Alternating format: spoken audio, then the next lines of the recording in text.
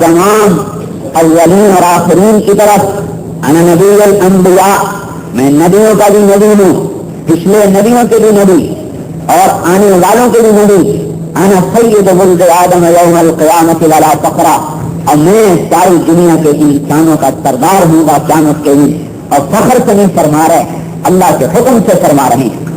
تو میرے بھائیو، اب اللہ پاک کی ذات کو راضی کرنے کے لیے ایک ہی راستہ کھلا ہوا ہے، لا يستفتحوا من كل باب وجاءوني من كل طريق لا افتح عليهم الا ان يكونوا وراءك، اے میرے نبی دنیا کے انسانوں کو بتا دیجئے کہ لوگ مجھے راضی کرنا چاہتے ہیں تو میں نے سب راستے بند کر دیے ہیں، سب دروازے بند کر دیے ہیں، اب ایک راستہ کھلا ہوا ہے، ایک دروازہ کھلا ہوا ہے کہ جو بھی آپ کے پیچھے چلتا ہوا آئے گا وہ میں اس سے راضی ہو جاؤں گا، اور جو آپ کے طریقے کو چھوڑ دے گا میں اس سے ناراض ہو جاؤں۔ تو میرے بھائیو، ایمان کا اگلا جز کیا ہے کہ دنیا اور آخرت کی ساری کامیابیاں اور سارا چین و سکون وہ نبی پاک صلی اللہ علیہ وسلم کی مبارک زندگی کو اپنانے میں ہے۔ آپ چونکہ فقیر تھے اور ہمیشہ نبی فقیروں میں آتے ہیں، اور اللہ کو فقراء سے ہی محبت ہے، حشر کے دن اعلان ہوگا ادنو منی احبائی، میرے محبوب میرے قریب کیے جائیں، فرشتے عرض کریں گے من احباؤک، اے اللہ آپ کے محبوب کون ہیں؟ تو اللہ تعالیٰ فرمائیں گے فقراء المؤمنین، یہی ایمان والے جو فقیر ہیں، جو حقیر تھے، جنہیں کوئی حیثیت نہیں دیتا تھا، وہی تو میرے محبوب ہیں، اور میرا کون محبوب ہے؟ اور اللہ پاک ان سے معذرت کریں گے کہ میرے بندو اما انی ازلم ازعنکم الدنیا لہوان بکم علیہ بل لأذخر لکم من کرامتی هذا اليوم، اے میرے بندو میں نے تمہیں دنیا میں تنگی میں رکھا، اس لیے نہیں کہ میری نظروں میں چھوٹے تھے، اس لیے تنگی میں رکھا کہ میں تمہیں آج بڑی عزت دینا چاہتا تھا۔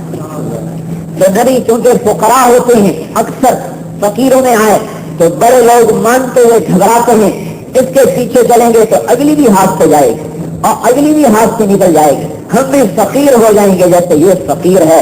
لہذا آپ نے ایک موقع پر ابو سفیان رضی اللہ عنہ سے فرمایا، جو مکے کے سردار تھے، اور سرداروں کے لیے ہمیشہ دھوکہ لگتا ہے، مانیں گے تو اگلی بھی گئی، آپ نے فرمایا ابا سفیان جئتکم بخیر الدنیا وکرامت الآخرۃ او کما قال، اے ابو سفیان میری ماننے سے تمہاری دنیا نہیں گھٹے گی بڑھ جائے گی، میری ماننے سے تمہاری عزت نہیں گھٹے گی بڑھ جائے گی، میری ماننے سے تمہاری حکومت نہیں گھٹے گی اور زیادہ ہو جائے گی، میری مان لو میں تمہارے لیے دنیا کی بھی عزت لایا ہوں، آخرت کی بھی عزت لایا ہوں میرے بھائیو۔ اور آپ نے فرمایا وجعل الذل والصغار علی من خالف امری، اللہ نے لکھ دیا ہے جو میرے طریقے کو چھوڑے گا اللہ اسے ذلیل بھی کرے گا، اللہ اسے نیچا بھی کرے گا۔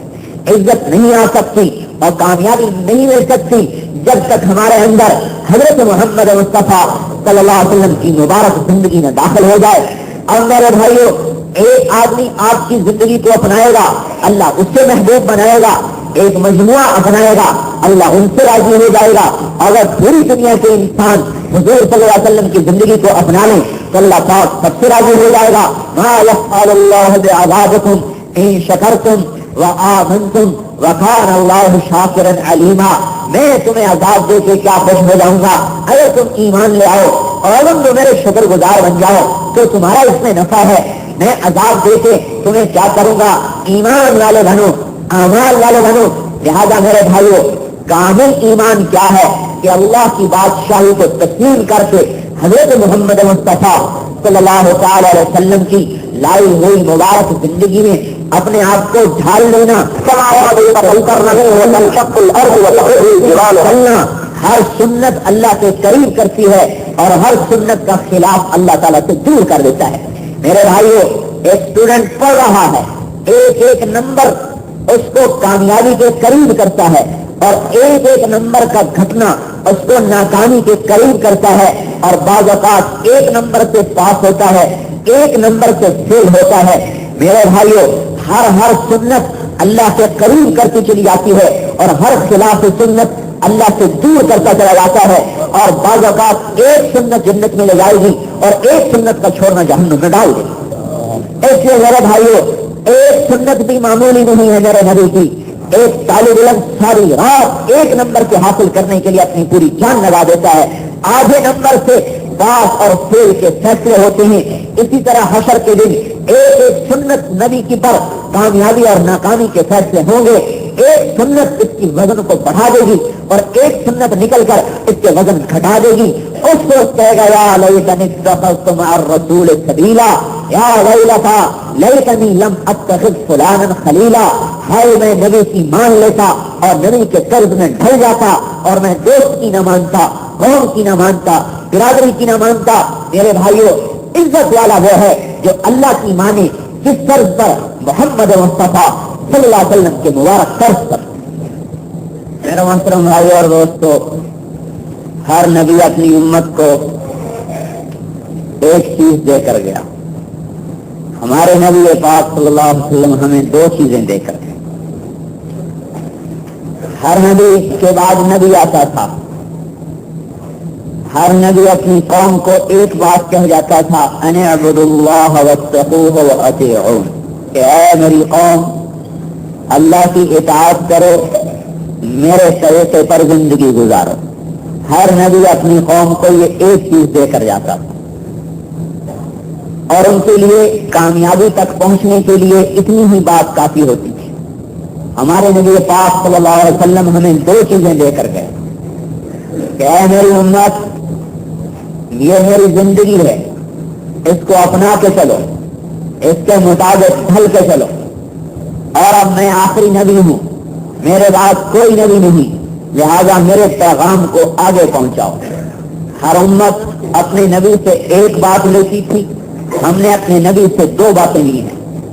جب یہ امت ان دونوں باتوں کو زندہ کر دے گی تو اللہ تبارک و تعالیٰ ان سے کامل درجے کا راضی ہو کر دنیا میں دین کو چمکائے گا اور پوری انسانیت اللہ تبارک و تعالیٰ کی رحمت میں آ جائے گی اور موت کے بعد ہمیشہ کی نعمتیں ان کا مقدر ہو جائیں گی. نبی پاک صلی اللہ علیہ وسلم سے ہمیں دو باتیں ملی, ایک طرز زندگی, ایک مقصد زندگی. طرز زندگی تاجر کیسے تجارت کرے نبی کا طریقہ موجود ہے, زارع کیسے زراعت کرے نبی کا طریقہ موجود ہے, حاکم کیسے حکومت کرے نبی کا طریقہ موجود ہے, شادی کیسے کرنی ہے, لباس کیسے پہننا ہے, دکان کیسے چلانی ہے. پوری زندگی آپ نے ہمیں اپنے عمل سے بتلا دی کہ مسلمان ایسے ہوتا ہے. خیر, اس ایمانی زندگی کو اور اس اسلامی زندگی کو پوری دنیا کے انسانوں میں منتقل کرنا, یہ اللہ تبارک و تعالیٰ نے آپ کے آخری نبی ہونے کی وجہ سے ہماری طرف اس سے منتقل کیا ہے.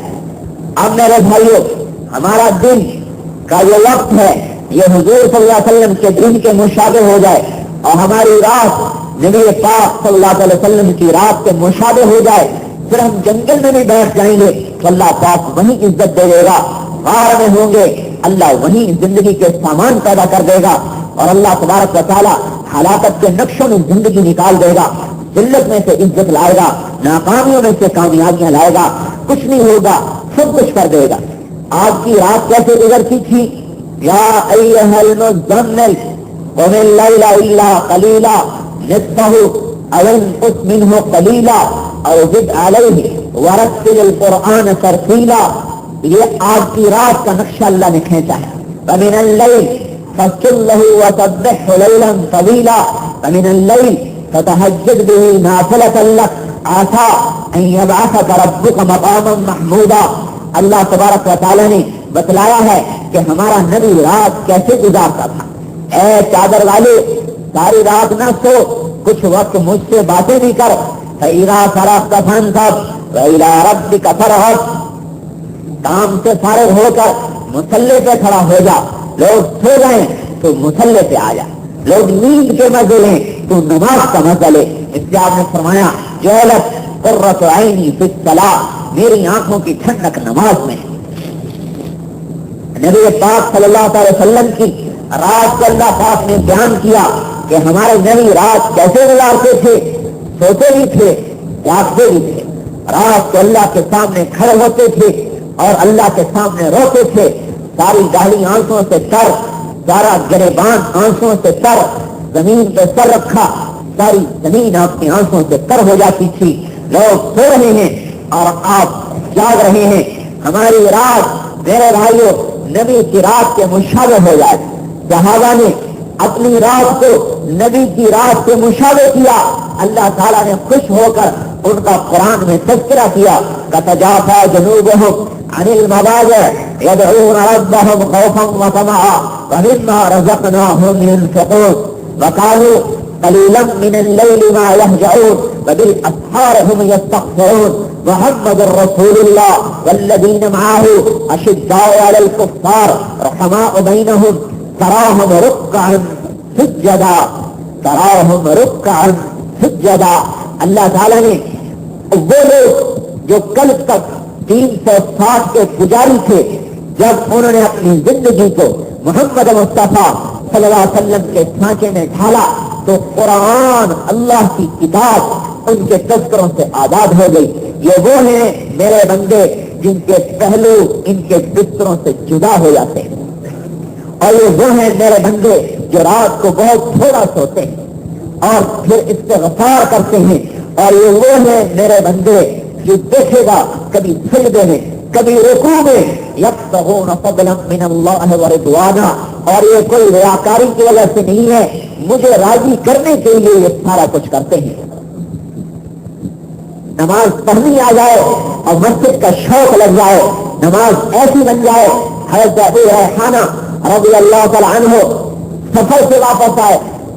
سفر سے لمبے سفر ہوتے تھے, ہماری طرح چلے 3 چلے نہیں ہوتے تھے. بیوی انتظار میں ہے کہ میرا خامد آیا ہے, اور اس کے لیے اپنے آپ کو سجایا. اور رات کو گھر میں آئے عشاء کی نماز کے بعد, بیوی منتظر, اور یہ 2 رکعت پڑھنے کے لیے کھڑے ہوئے کہ میں 2 رکعت پڑھ کے پھر فارغ ہو کے بیٹھتا ہوں. اب جو 2 رکعت شروع کی تو فجر کی اذان ہو گئی اور ابو ریحانہ کی نماز ختم نہیں ہوئی. سلام پھیرا اذان سن کے بیوی نے کہا, ابا ریحانہ غزوت ورجعت وتهجت وعتقنا من کا نصیب. ابو ریحانہ یہ کیا جفا اور بے وفائی کہ ایک تو پہلے باہر پھرتے رہے, پھر واپس آئے, پھر ساری رات کھڑے رہے, خود بھی تھکے, مجھے بھی تھکایا, میرا کوئی حق نہیں تھا تم پر. تو ارشاد فرمایا نسیت واللہ, اللہ کی قسم میں بھول گیا. وہ کہنے کی حیران ہو کر, ارے کیسے بھول گئے, میں تیرے پاس بیٹھی ہوں اور تم کہتے میں بھول گیا. ہمیں تو ہزاروں میل دور بھی رات کو روزانہ خواب میں نہیں آتی ہے, اور وہ پاس بیٹھے ہوئے ہیں اور سفر سے واپس آئے ہیں اور کہنے کہ میں بھول گیا, مجھے یاد نہیں رہا. ان کا کیسے یاد نہیں رہا, کہ جب میں نے اللہ اکبر کر کے نماز شروع کی, قرآن پڑھنا شروع کیا, فتبینت لی الجنت والنار, تو جنت اور دوزخ میرے سامنے آ گئی, میں ہر چیز بھول گیا. میرے بھائیوں, انہوں نے اپنی راتوں کو مشابہ کر دیا تھا نبی پاک صلی اللہ علیہ وسلم کی رات کے ساتھ. ہماری رات, ہماری زندگی نبی کے طرز میں ڈھل جائے اور ہمارا دن نبی پاک صلی اللہ علیہ وسلم کے دن کے مشابہ ہو جائے. سارا دن کاروبار کرنا اور صبح سے شام تک دکانیں کھولنا اور صبح سے شام تک دکان کے فکر میں چلنا, نماز میں بھی دکان کا خیال, سجدے میں بھی دکان کا خیال, یہ کیا ظلم ہے میرے بھائیوں. یہ کمائی کون سی عبادت ہے؟ بے شک کمانا عبادت ہے, لیکن وہ کمائی جو نماز کو بھی غارت کر دے, اسے عبادت کون کہتا ہے؟ یہ تو ظلم ہے. اللہ نے گھر سے نکالا, دکان سے نکالا, اور ہم دکان سے نکالا, اپنے دربار میں بلایا کہ میرے بندے میں تیری طرف متوجہ ہوں, نماز پڑھ. اللہ اکبر کہا, اللہ اکبر پر جہاں یہ کھڑا ہے وہاں سے لے کر عرش تک سارے سامنے اللہ بتا دیتا ہے, اور اللہ متوجہ ہو جاتے, فرشتوں کے قلم چلنے لگ جاتے, اور جنت کی حوریں دروازے کھول کر کھڑکیوں میں آ کے کھڑی ہو جاتی. اور پھر جب یہ اللہ اکبر کے بعد پھر اپنی دکان کا چکر کاٹتا ہے اور نماز سے باہر چلا جاتا ہے, تو اللہ تعالیٰ فرماتے ہیں یبن آدم الی من تلتفت الی من هو خیر منی, اے ابن آدم تو کس کے پیچھے چلا گیا؟ کیا مجھ سے کوئی اچھا تھا؟ میں تو سب سے اچھا تھا، میں متوجہ، تو غیر متوجہ، من بتو مشہور